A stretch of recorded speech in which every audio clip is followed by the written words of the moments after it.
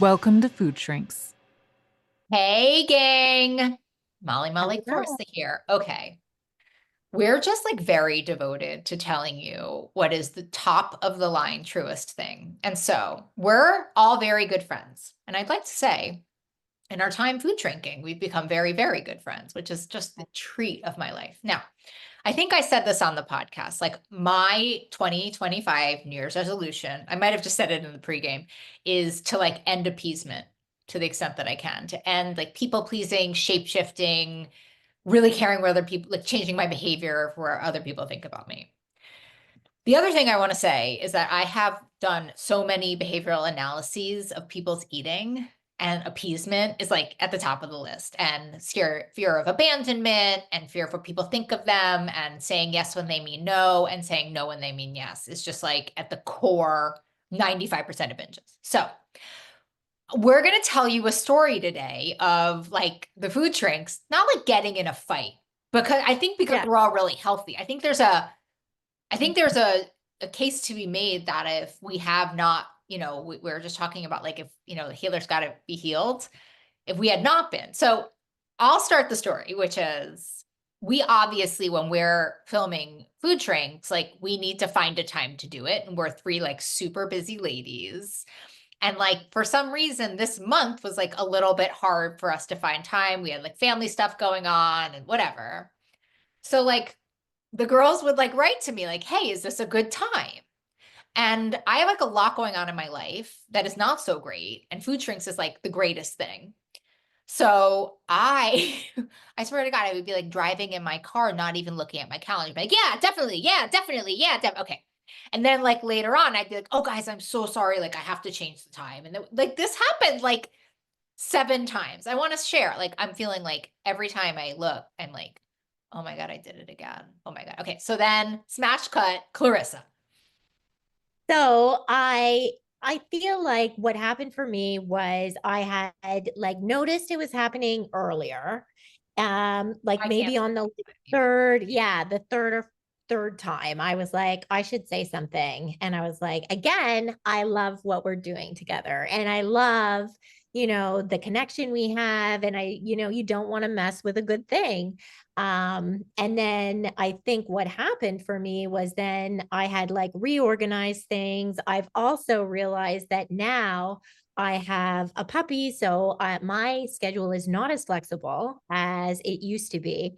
And it wasn't just Molly that was doing a lot of rescheduling. There was other projects that I was also working on where people were saying, "Oh, let's meet." And then, "Oh no, now this time doesn't work. Can you find another time?" And so it was really the culmination of this that I just was starting to notice I was completely dysregulated by all of like feeling like I had no control over my schedule anymore, that I was trying to be like accommodating, but that it wasn't working out. And so the old me might have like reacted rather than responded. And so the last time that I noticed, What would that have looked like? Reacted rather than responded? Like, what it would would that have have looked come from an emotional place, and there wouldn't have been a lot of thought. It would have been probably feeling like a lot more of attacking language that might have been coming out. But I knew in the moment when I saw it, the message that, what we had scheduled wouldn't work out. I was like, oh, that's it. And I had to like walk away. I had to walk away because I knew it was not a good time to send a message or anything. And actually, Molly was the other Molly was occupied. And so in the past, she's usually my person I go to. But I was like, I just need to sleep on it. And I'm going to wake up and I'm going to see how I feel in the morning. And so when I woke up in the morning and I was like, I need to address this because I actually feel like I'm being dishonest if I don't. And so what I said was just to let Molly see know that I was feeling really frustrated with all of the, you know, um, scheduling conflicts, and that I really wanted to make this a priority, and I wasn't sure like that I it wasn't feeling like it was the same priority for her. And I just was able to be honest but without like the emotion attached to it. I just really asked for what I needed.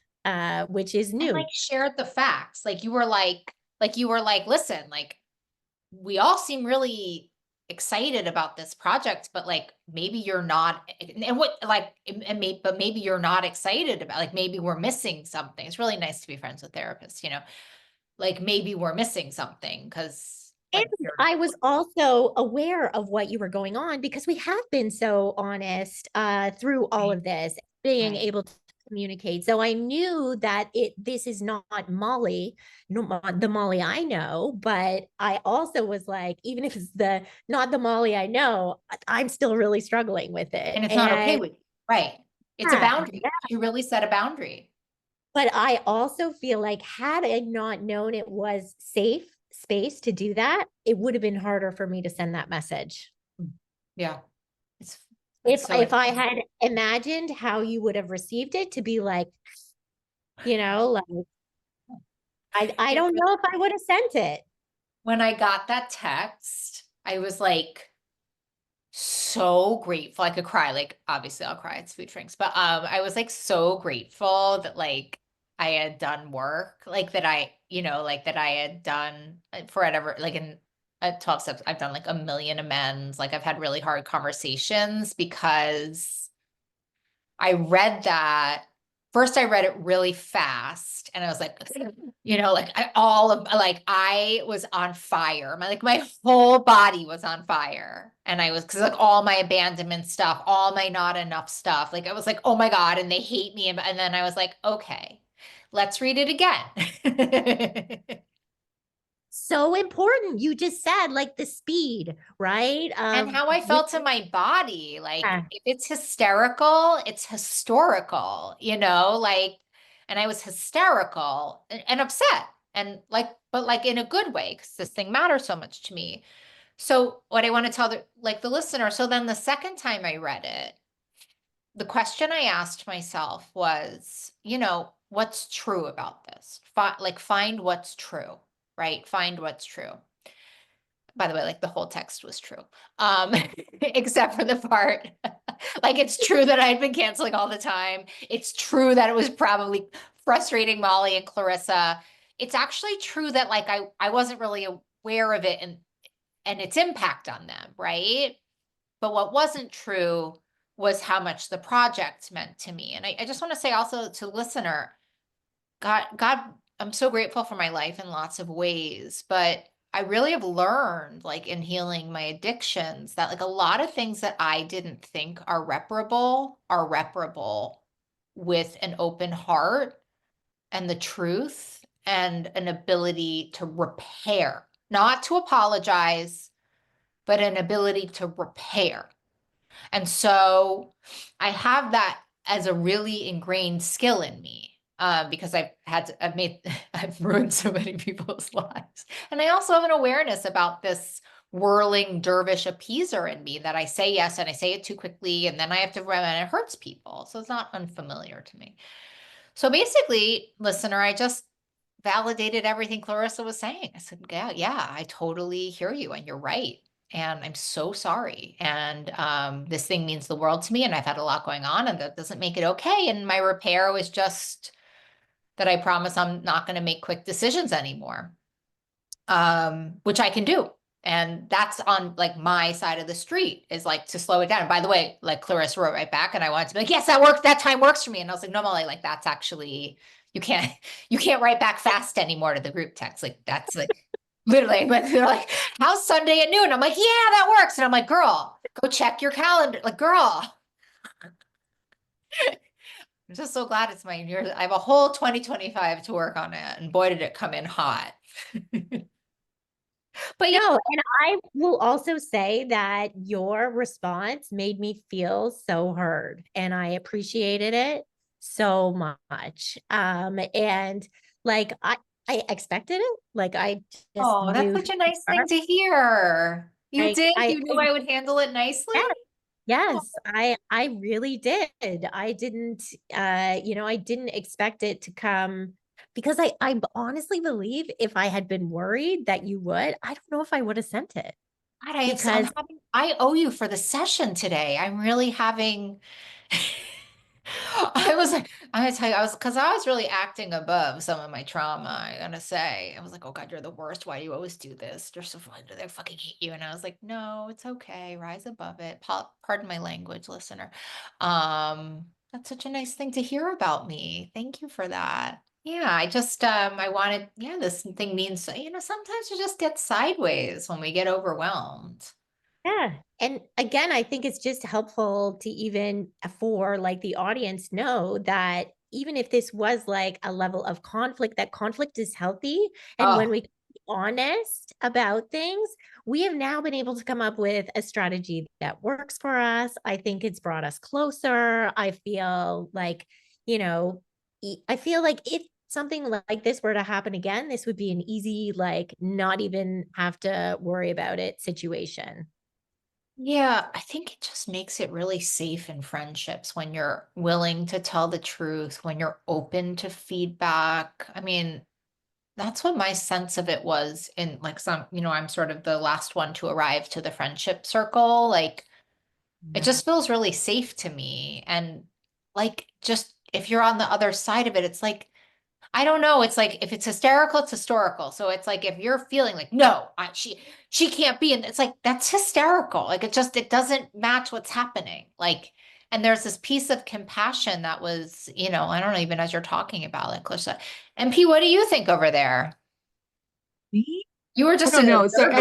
I know I'm a little checked out. No, I mean I'm a little checked out right now currently just in life period. There's a lot going on, has been a lot going on. And so I think for me, I'm like in my survival, which is like total like I go into freeze, I go into numb, I go into so it's like happening, right? So like and everybody has to understand I'm 2 hours behind Clarissa and Molly too. No, Like, so it's like I worse than often that. wake up and there's this whole love affair that's happening Yeah. Because in we're our up at like chat. 6 a.m. Yeah. texting, and then Yeah, MP wakes It's up. like which is 4 4 a.m. a.m. her for time. me. So even though I'm up at 6 a.m., it's already 8 a.m. for them, which is totally fine. Like that is what it is. That is something that I deal with every day, having my bestie and business partner. you know, Love so that's not, but just a lot of personal stuff going on. And so what happens with me is like I start kind of like cutting off like bits that is like extra energy going out in order to like conserve energy for like the things that are right in front of me. So everybody needs to understand that like I'm not a person who's not participating in this, but I'm not participating in it in the same way that you two are. I'm watching it happen, but I'm also like completely like shut down to it where I'm just like they will come to some kind of conclusion and I will just be there. that just like lacks all codependency. I'm so into that Just response. like that sounds like so healthy too, right? To say, how would it have been helpful for you to But insert yourself in all I It think, that? really but I wasn't. think the question that I do start to have though is it healthy in the context of the relationship if I've just kind of seen my way out to let you know what I mean? Like it's not necessarily fair because it's not just a two-way relationship. This is a trio. And so if I'm going into freeze and I'm like, well, let them figure it out. Not that that's my attitude, right? But like that's essentially what ends up or Well, effectively what your ends up attitude happening. is, which is very healthy, right? You keep the focus on yourself. Your attitude actually is, and I'm sure everyone listening really like you're like, I'm actually not available Right. That's what it was. to Yeah. I'm gonna trust that Molly and Clarissa are gonna Yes. figure this out as my That's problem. where I was. Yeah, that's where I was. I And was like, I'm going to trust that yeah, it's going to work out. They're going to figure out whatever, and yeah. I'm going to be there. And I'm just gonna nod. Yeah. I want to say to the listener, like, I want us to try to go through, like, what are the preeminent skills we use? Like, what were the skills that you use, Clarissa, that so that they can try this at home? DIY assertive, and then I'll do DIY receiving. Like, Yeah, I think the skills that I used were to pause, Okay. to take space, to actually notice, like again, like you talked about that hyperactive response. I had a physical response to the text. And I knew that it was not going to be a mindful, thoughtful communication if I acted on how I was feeling. And so anytime I feel that, I'm like, I need to take space. Usually for me, it's like go outside for a walk and just then I get some perspective is also something that I need. And, I don't think I talked to anyone about it this time. But that would have been a skill I could have used too, because I have many other friendships. And that would have been something that would have been helpful because I really did ask myself, am I overreacting to this? Is my response more than it should be for this situation? And asking myself what that was helpful. And it also made me realize this isn't just about Molly. This is also about the other people doing this. This is also about my life not being as flexible and me having more insight into all of that to understand where that response came from. That's so good. You guys obviously know I'm obsessed with Dr. Becky. And I think she just helps me in all of my relationships. And she always says that when your child, but I think it's is telling you something really important, the best thing to say is, I hear you and I believe you. And I've really integrated it into my entire life to where I can, and so after my inner child had a big freak out that I was going to lose my new friends and then lose my podcast that I love and that, just have nothing in my life. We let that pass. I healed that. And then, but I think that to me, that's always the skills that I use with people. I think, you were upset and you needed to know that I heard you and I believed you. Right. And that's what I wrote back, I hear you and I believe you. I did say here's what's going on for me. And that's why I don't want you to ever think I love this project so much that I think I'm acting so. I just said what's true. That's what they taught me in AA. I said what's true for me. What's true for me is I think I'm actually acting so fast because I love this project so much and I want to pretend like I'm so flexible. But clearly that's driving everybody crazy. So let me stop doing that, right now. So just for the listeners, okay, I want her to know I believe her, and I want her to know that I think what she, that and I hear what she's saying. And then the third part of what I do is say, how can I not apologize for this? Apology, I think personally, we have a whole podcast on it. I think it is useless. I hate apologies. I despise them. To me, it's a repair or nothing, right? So I think, okay, well, let me offer this to them as a repair. I'm not going to act as fast. I'm going to try not and do my absolute best not to be fast and slow down, right? And, I just think it's a great thing to try because you know what? Guess who wasn't needing to go have a shortbread cookie after that? I actually felt great. And Clarissa was like, thank you. And I was like, thank you. And I was like, God, it's so nice to be in an adult relationship with healthy people. And then we got on today. We're just yippity yapping, nothing happened, And so I have no resentment. I have no burden to bear. I have no self-hate. Clean. Yeah. Yeah. It is beautiful because I think about what if that didn't happen and we got on today. And we had just I said, fine, Molly, can you do this time? Right. I would have shown up and there would have been stuff there. Plaque on the teeth. It just sort of started rotting the podcast. I mean, plaque on the teeth. Sometimes relationships just need a good toothbrush. So listen, guys, I mean, we want to talk about everything because everything really does impact the relationship with food. And we love your questions and we love your thoughts and we love your ideas. And so send them to us. Wait, what is it, Molly? Ask the Shrinks at foodshrinks.com. Ask the Shrinks at foodshrinks.com. We listen, we read. And by the way, if you're up for it, you want to share our podcast today or any of the other ones, the more, the merrier. We love this and we love you. And we'll see you guys next week. Bye. Thanks for listening to Food Shrinks. Quick reminder, this podcast isn't a substitute for professional medical advice. Always consult your healthcare provider for guidance suited to your needs. If you enjoyed this episode, please share, and subscribe to help us reach others on the recovery journey. Take care and remember, freedom with food is possible. See you next time.